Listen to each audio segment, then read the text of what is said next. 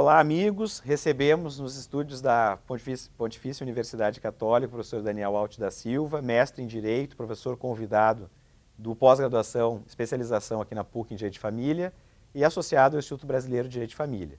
E nesse breve vídeo eu gostaria de abordar, junto com o professor Daniel, um tema que é bastante peculiar, bastante delicado, que é a participação dos avós nas ações de alimentos.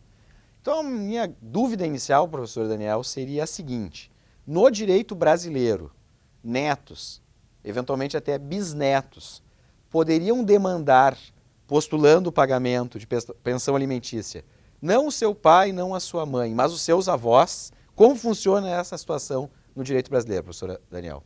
Daniel, obrigado pelo convite.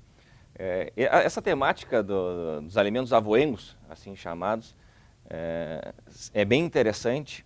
E no que diz respeito a esse encargo alimentar, que tem a ver com a solidariedade familiar, o princípio da solidariedade familiar aplicada em concreto, é possível sim, a resposta é afirmativa, que esses avós sejam demandados para que prestem esses alimentos, mas a gente não pode deixar passar em branco a ideia de que a primeira obrigação é dos pais.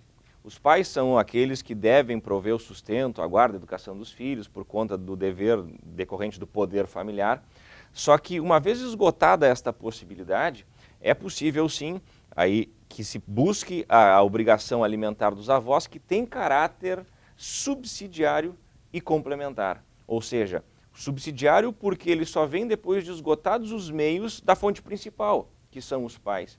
E complementar porque eles não vêm a trocar a função do pai pela deles nesses alimentos. Eles vêm, como o nome diz, para complementar aquele valor que já está devidamente regulamentado e arbitrado para que aquele genitor faça.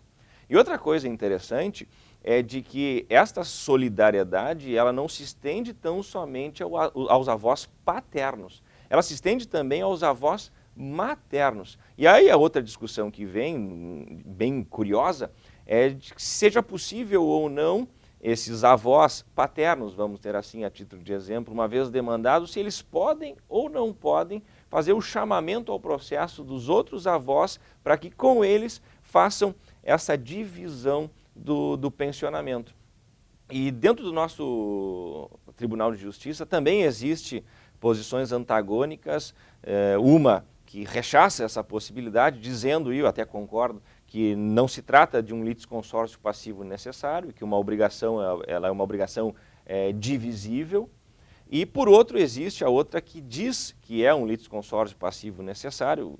Eu não concordo com o argumento deles, mas concordo até mesmo contigo, Daniel, que fala da possibilidade desse chamamento vir à tona, mas como uma forma de chamamento atípica, para que essa obrigação, dentro daquele mesmo processo, seja discutido e se veja, também observando o binômio necessidade e possibilidade, qual o valor que cada um desses avós vai dar a título de prestação alimentar. Até porque, como só vai acontecer, a renda desses avós normalmente é divergente, nunca são iguais. Com certeza.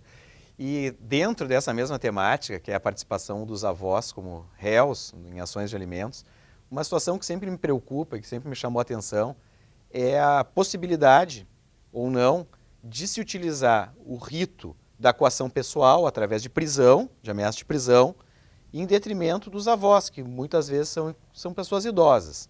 Então, como é que o senhor veria a aplicação, a conveniência da aplicação do rito de prisão para constrangimento de avós? Uma coisa é certa, uma vez inadimplida a obrigação, é possível gerar responsabilidade. No entanto, como muitas vezes esses avós são idosos, eles gozam também da proteção do Estatuto do Idoso. Então, mesmo que exista um aviamento de uma ação de execução de alimentos pelo rito prisional, por conta dessas circunstâncias relevantes, que é a idade avançada, existe uma jurisprudência dominante no sentido de converter esse rito prisional por um rito de expropriação. Assim a gente fica com a possibilidade única e exclusiva de fazer essa cobrança, em caso de inadimplemento, tão somente pelo rito de penhora. Muito bem, bem interessante. Então, agradeço a participação do colega Daniel Alt, que gentilmente visita os estúdios da PUC, e agradeço a atenção de todos os senhores. Muito obrigado.